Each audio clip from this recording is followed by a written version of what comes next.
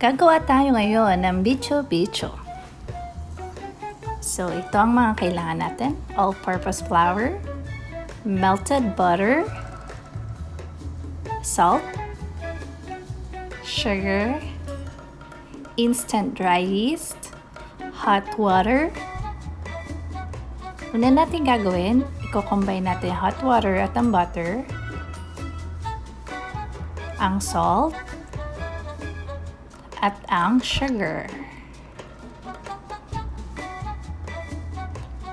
Hahaluin natin ito. Make sure na ma-dissolve ito. On a separate bowl, paghahaluin naman natin ang yeast at ang all-purpose flour. Hahaluin ulit natin ito. Make sure na mahalo itong mabuti. Then, ilalagay na natin ang ating wet ingredients sa dry ingredients. Imimix natin siya. Kailangan natin siyang masahin gamit ang ating kamay.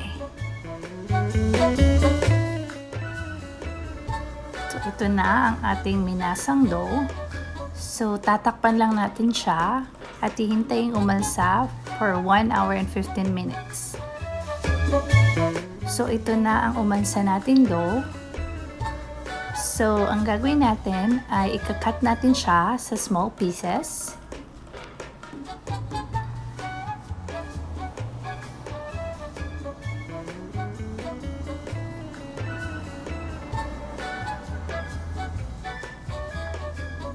So, ang ginawa ko dito, kinat ko siya ng 8 pieces.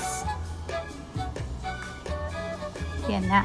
After that, mamasahin ulit natin siya. I-roll natin siya para humaba. At isi-shape natin siya sa twisted shape.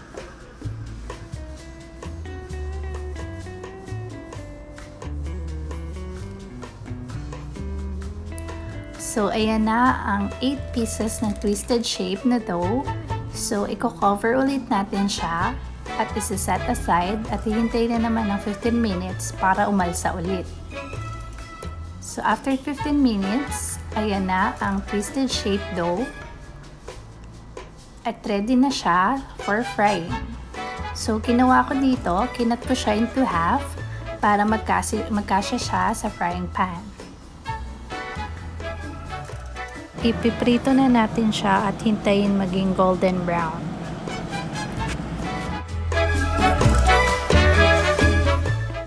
Lalagyan na natin siya ng asukal. Kailangan natin siyang lagyan ng asukal right away para dumikit ang asukal sa Bicho Bicho.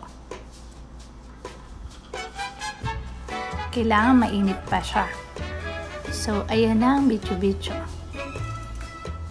Daling gawin. Thank you for watching. Enjoy eating!